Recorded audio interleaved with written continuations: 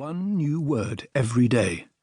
Thus, at any point throughout his life, he will be preoccupied with his most recent verbal finds. At the time of my autobiography, they included ineffable, levitus, aposiopesis, esurient. While he joyfully writes, I was not frantically ebullient about his prognostications. Yet alongside this self-conscious verbalizing, he has a natural expressive gift that constantly results in striking, even poetic phrases. A vibrant, expressionist recollection of the sights and scents of late Victorian Lambeth concludes, From such trivia, I believe my soul was born. The new Waterloo Bridge, although beautiful, meant little to me now, only that its road led over to my boyhood. Kennington Park still bloomed green with sadness. Returning to the scenes of boyhood,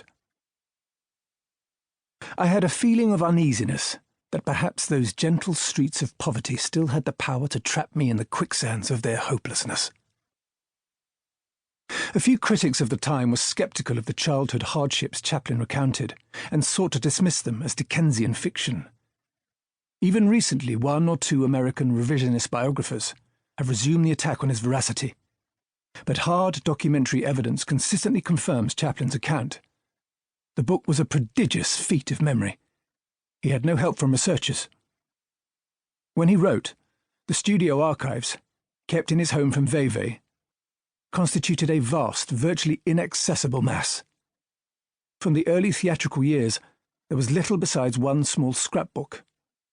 No doubt many memories were retrieved in conversation with his half-brother Sidney, who seems to have visited Switzerland a number of times during the 6 years that Chaplin was preparing his memoirs.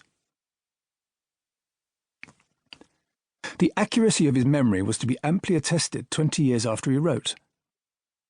In the 1980s, a mass of documentary evidence re-emerged from researches in the London Civic Archives and from 2 large trunks of early memorabilia that Chaplin's brother Sidney had kept in store for many years, and which were rediscovered and given by Sidney's widow to Una Chaplin. Apart from providing odd dates and details that had eluded Chaplin, the new documentation contradicted nothing in his account. Sometimes his few mistakes actually served to vindicate Chaplin's memory.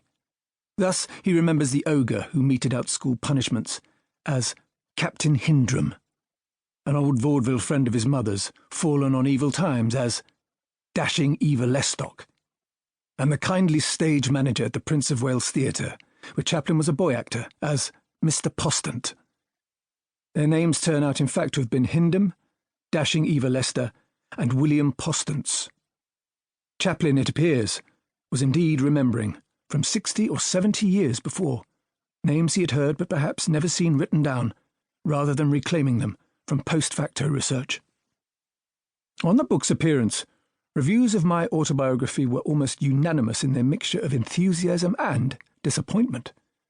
The opening chapters represent the last great Victorian autobiography, a first-hand account, rich in colour and chiaroscuro, of life in the poor streets of a 19th-century London that was still not far from Dickens and Mayhew. The young Chaplin's fortunes change when he becomes a professional in the English music hall at the height of its Edwardian glory.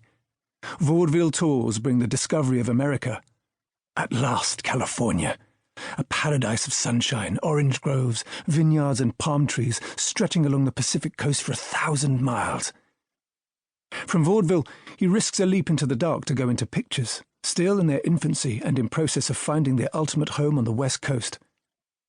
In those days, Beverly Hills looked like an abandoned real estate development.